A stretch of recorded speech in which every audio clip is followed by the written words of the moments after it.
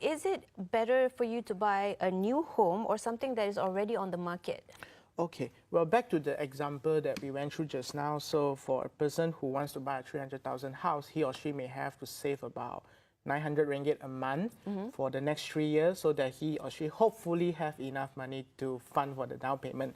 Now, if a person goes the alternative way to buy a new house today, that means to sign the purchase agreement today, then for the next 3 years during the construction period, this person may have to just service the interest payment only, which is very small compared to the full installment.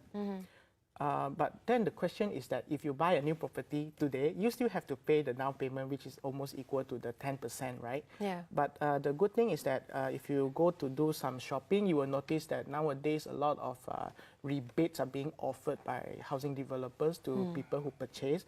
So in that sense, it helps you to knock down quite a lot of the 10% down payment. And by having the time for the next 3 years, by paying lesser and minimal amount to service the interest only, this person can now have ability to save money for other goals such as marriage or having a child. Is it better to save if let's say you're married and you have a spouse and your spouse is also working, is it more beneficial for you to save together? And how many percentage should each person save?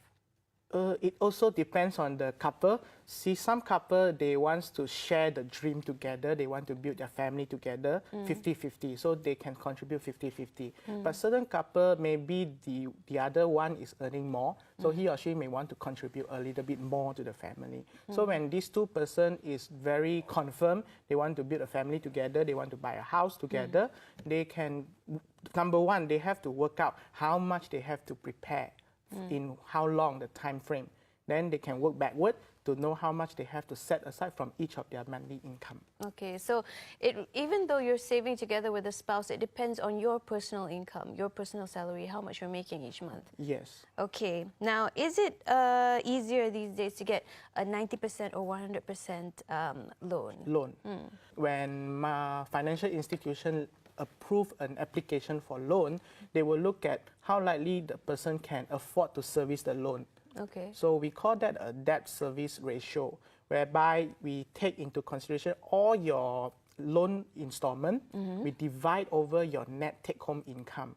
So if a person has 80% of the income being used to service loan, then this person is not having a very healthy lifestyle because you're only left with 20% to support everything, which is not likely. Yeah. So you have to look at your own debt servicing ratio to determine what kind of loan amount you need to apply for and you can afford to service. I see. So when looking at these individuals, what actually affects their credit score?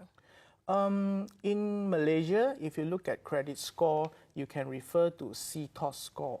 Okay, so if we check the breakdown of what makes up the CTOS score, it is mixed up for 5 components, and your payment history is the most important one. It has the biggest weightage among all 5 factors combined.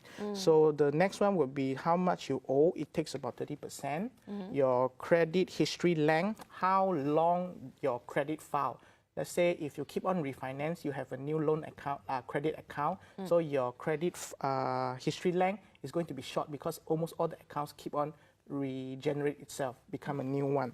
And then if you keep on applying for new credit, it will also affect your credit score. So a CTOS score ranging from 300 to 850. The higher your CTOS score, the healthy you are in terms of credit wise. So is it, do you think it's better to buy or rent for the long term? Is renting a good option? It depends on your choice of lifestyle and career planning. If this person don't really plan to stay in Klang Valley for the long haul, then buying a property now may not be the best option because you wouldn't know 5 years from now which state will be working. Yeah. Maybe you'll be going back to your hometown to contribute to the growth of your hometown.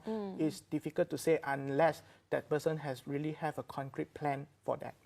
Okay, so what would be your final tip to our viewers on how to start budgeting to buy their first home? How to start budgeting? The first step they should do. You must first know what kind of house you want to buy and you can also project your income. That means if you know that your income is going to grow about 2 to 3% a year, just for example, you can at least do a spreadsheet calculation to project 5 years later how much you'll be earning, so that you know that you have how much of freedom and flexibility to make adjustment. So all in all, people, you just need to plan more and then only enjoy. Not enjoy and then try to plan, because ultimately you will have less option. Okay, plan and then enjoy. Good tips there from Mr. Kevin Neoh, certified financial planner from the Financial Planning Association.